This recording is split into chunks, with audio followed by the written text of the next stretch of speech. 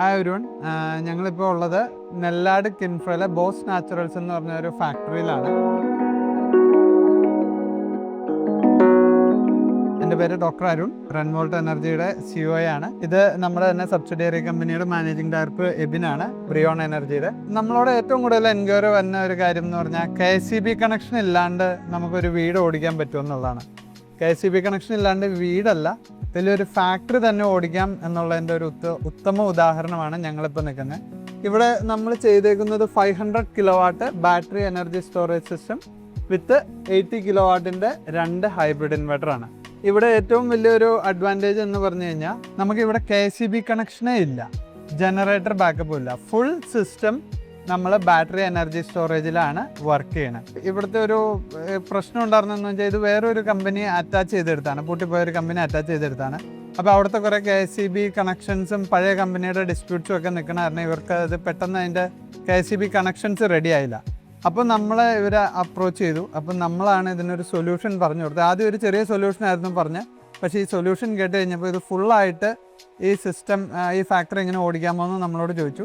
അപ്പോൾ നമ്മൾ അതിൻ്റെ ഒരു എക്സാമ്പിൾ മാത്രമല്ല, ഇതിൻ്റെ ഒരു പ്രൂഫാണിത്. ഇത്രയും വലിയൊരു ഫാക്ടറി, ഇതൊരു കോൾഡ് സ്റ്റോറേജും കൂടെയാണ്. നമ്മൾ ഇത്രയും വലിയൊരു സിസ്റ്റം നമുക്ക് ബാറ്ററിയിലാണ് ഫുള്ളി യൂസ് ചെയ്യണത്. ഇവിടെ KCB കണക്ഷനോ ജനറേറ്റർ ബാക്കപ്പോ ഒന്നുമില്ല, ഫുള്ളി സോളാറും energy storage 500 kilowatt energy storage, അങ്ങനെ ഒരു സിസ്റ്റത്തിലാണ് ഇത് ഫുള്ള് റൺ ചെയ്യുന്നത്. ഇത് 24 hours വർക്ക് ചെയ്യുന്ന ഒരു കോൾഡ് സ്റ്റോറേജ് യൂണിറ്റ് ആണ്. അപ്പോൾ നമുക്ക് 24 hours വർക്ക് ചെയ്യുന്നതുകൊണ്ട് തന്നെ നമുക്ക് അതിനനുസരിച്ചായിട്ടുള്ള ബാറ്ററി ബാക്കപ്പ് നമ്മളിവിടെ കൊടുത്തിട്ടുണ്ട്. അതായത് ഇവിടെ 24 hours AC റൺ ചെയ്യുന്നുണ്ട്. അപ്പോൾ അതിനനുസരിച്ചുള്ള 500 കിലോവാട്ട് ബാറ്ററീസ് ഉണ്ട്. ഇതിപ്പോൾ നമ്മൾ 30 ബാറ്ററീസ് ഉണ്ട്. അതായത് 2 സിസ്റ്റമായിട്ടാണ് ചെയ്തത്. 15 ബാറ്ററീസിന് ഒരു HB-BMS വേണം. ഒരു ബാറ്ററി വരുന്നത് 14.3 കിലോവാട്ടാണ്. അത് നമ്മൾ 280Hൻ്റെ സെൽസ് യൂസ് ചെയ്താണ് ഉണ്ടാക്കിയേക്കുന്നത്. 3.2 വോൾട്ടിൻ്റെ 16 സെല്ലായിരിക്കും ഒരു യൂണിറ്റിൽ ഉണ്ടാവണേ. അത് ഒരു ബാറ്ററി തന്നെ ഒരു 8 ലെഡ് ആസിഡ് ബാറ്ററിയുടെ അത്രയും ഉണ്ടാവും. അപ്പോൾ നമുക്ക് 500 കിലോവാട്ട് പോലത്തെ ഒരു വലിയ സിസ്റ്റം ചെയ്യാൻ തന്നെ ഇത്രയും ചെറിയ സ്പേസ് മതിയായിരിക്കും. അതും നമുക്ക് പുറത്ത് ഇതുപോലെ ഔട്ട്ഡോർ ആയിട്ട് വെക്കാം. ഫാക്ടറി ഉള്ളിലൊന്നും സ്പേസ് കണ്ടുപിടിക്കേണ്ട ആവശ്യമില്ല. ഇത് ഹൈ വോൾട്ടേജ് BMS ആണ്. ഇതൊരു മാസ്റ്റർ സ്ലീവ് ആർക്കിടെക്ചറിലായിരിക്കും വർക്ക് ചെയ്യുന്നത്. ഡിസ്പ്ലേയിൽ നമുക്ക് എല്ലാ ഡീറ്റെയിൽസും കാണാൻ പറ്റും. അതിൻ്റെ ഇൻഡിവിജ്വൽ സെൽസിൻ്റെ എല്ലാ വോൾട്ടേജും നമുക്ക് കാണാൻ പറ്റും. നമുക്ക് എല്ലാ ഡീറ്റെയിൽസും നമുക്ക് ഇൻവെർട്ടർ വഴി നമുക്ക് വൈഫൈയിലൂടെ നമുക്ക് മൊബൈലിലും അറിയാൻ പറ്റും. മാത്രമല്ല നമുക്ക് ബ്ലൂടൂത്ത് വഴിയും എല്ലാം കണക്ട് ചെയ്യാം. പിന്നെ നമുക്ക് ഇഷ്ടമുള്ള രീതിയിൽ നമുക്ക് സെറ്റ് ചെയ്യാം. നമ്മുടെ ഫാക്ടറിയുടെ റിക്വയർമെന്റ് അനുസരിച്ച് നമുക്ക് ഏത് രീതിയിലും സെറ്റ് ചെയ്യാം. BESS സിസ്റ്റത്തിനെ കുറിച്ച് പറയുമ്പോൾ 2 ടൈപ്പ് BESS സിസ്റ്റംസ് ഉണ്ട്. ഒന്ന് ഹൈ വോൾട്ടേജ് BESS സിസ്റ്റം ഉണ്ട്, അതുപോലെ തന്നെ ലോ വോൾട്ടേജ് BESS സിസ്റ്റം ഉണ്ട്. നമുക്കൊരു ലോ വോൾട്ടേജ് ബസ് സിസ്റ്റംസ് ആണെങ്കിൽ നമുക്കൊരു 20 കിലോവാട്ട് ടു 100 കിലോവാട്ട് റേഞ്ചിലേക്കുള്ള എക്സ്പാൻഷനൊക്കെ ആണെങ്കിൽ നമുക്ക് ലോ വോൾട്ടേജ് BESS സിസ്റ്റം മതി. ഇപ്പോൾ ഇവിടെ സംബന്ധിച്ചിടത്തോളം നമുക്ക് ഇവിടെ ഒരു ഹൈ വോൾട്ടേജ് BESS സിസ്റ്റം എന്ന് വെച്ച് കഴിഞ്ഞാൽ ഇതിൻ്റെ ബാറ്ററീസ് എല്ലാം കണക്റ്റഡ് ഇൻ സീരീസ് ആണ്. മറ്റേ ലോ വോൾട്ടേജ് സിസ്റ്റത്തിലാണെങ്കിൽ ബാറ്ററീസ് എല്ലാം പാരലലായിട്ടാണ് കണക്ട് ചെയ്തിട്ടുണ്ട്. അപ്പോൾ അതിൻ്റെ ഒരു ബെനിഫിറ്റ്സ് എന്ന് വെച്ചാൽ 51 വോൾട്ടാണ്. അതിൻ്റെ അകത്ത് റിസ്ക് ഫാക്ടേഴ്സ് വളരെ കുറവാണ്. ഈ ബസ് സിസ്റ്റം നമ്മൾ ഡിസൈൻ ചെയ്തിരിക്കുന്നത് ഹൈ വോൾട്ടേജ് ബസ് സിസ്റ്റമാണ്. അതിൻ്റെ കണക്ടേഴ്സൊക്കെ ആണെങ്കിലും സ്പെഷ്യൽ കണക്ടേഴ്സാണ്. നമുക്ക് ഇതിൻ്റെ അകത്ത് ടച്ച് ചെയ്യാം. ഹൈ വോൾട്ടേജ് ഇതിൻ്റെ അകത്ത് ഇനി പ്ലഗ് ആൻഡ് പ്ലേ ഇതാണ്. അപ്പോൾ നമുക്ക് ഒരിക്കലും ഒരു ഹൈ വോൾട്ടേജ് ഒരു ലൈവായിട്ട് കണക്ട് ചെയ്യേണ്ട ആവശ്യമൊന്നും വരുന്നില്ല. അതുപോലെ തന്നെ ഇതിൻ്റെ ഏറ്റവും ഹാർട്ടായിട്ടുള്ളൊരു സാധനമാണ് ഇതിൻ്റെ HB-BMS സിസ്റ്റം എന്ന് പറയുന്നത്. റിലേ ബേസ്ഡ് സിസ്റ്റംസ് ആണ്.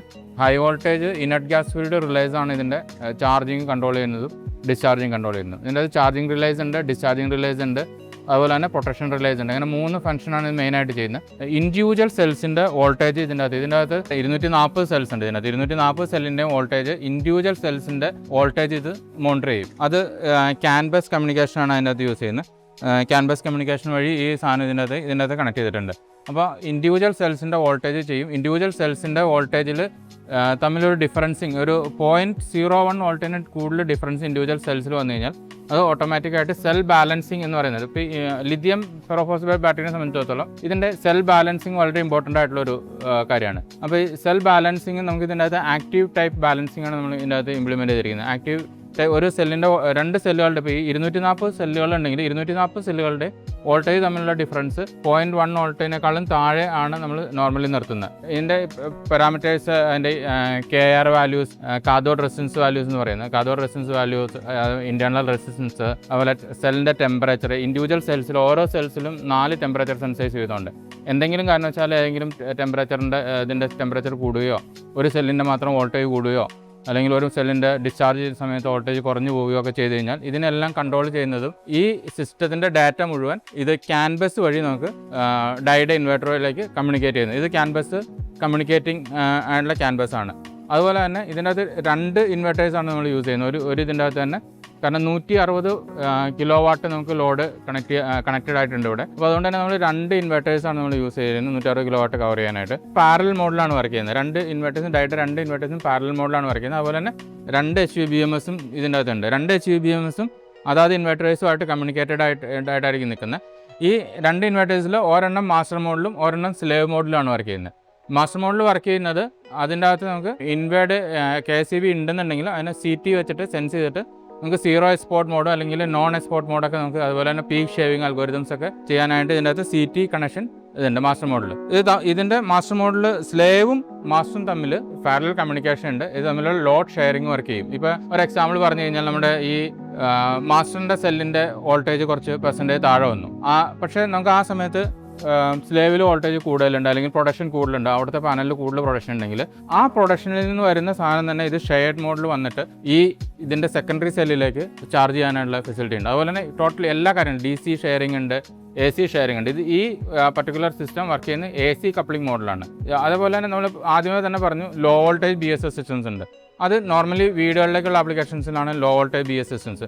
അത് DC കപ്പിൾഡ് മോഡിലാണ് വർക്ക് ചെയ്യുന്നത്. AC-നേക്കാളും കൂടുതലായിട്ട് DC കപ്പിൾഡ് മോഡിലാണ് നമുക്ക് വർക്ക് ചെയ്യുന്നത്. അതിൻ്റെ DC ബസ് കോമൺ ആയിട്ട് ചെയ്തിരിക്കും. ഇത് ഇൻഡിവിജ്വലായിട്ട് DC ബസ് വോൾട്ടേജ് ഉണ്ടാവും. ഇത് ടോട്ടൽ DC ബസ് ഏതാണ്ട് 900 വോൾട്ട്, 900 വോൾട്ടാണ് ഒരു ടോട്ടൽ ബാറ്ററി സിസ്റ്റത്തിൻ്റെ വോൾട്ടേജ് വരുന്നത്. അപ്പോൾ അതുകൊണ്ട് തന്നെ അതിന് സേഫ്റ്റി ഇത് ഹാൻഡിൽ ചെയ്യുന്ന സമയത്ത് ഇത് സേഫ്റ്റി പ്രിക്കോഷൻസ് കാര്യങ്ങളെല്ലാം ഇത് വേണം ചെയ്യാൻ. ഇത് പ്രോപ്പറായിട്ടുള്ള ടെക്നിക്കൽ ഗൈഡൻസോട് കൂടിയിട്ട് വേണം ഇൻസ്റ്റാൾ ചെയ്യാൻ.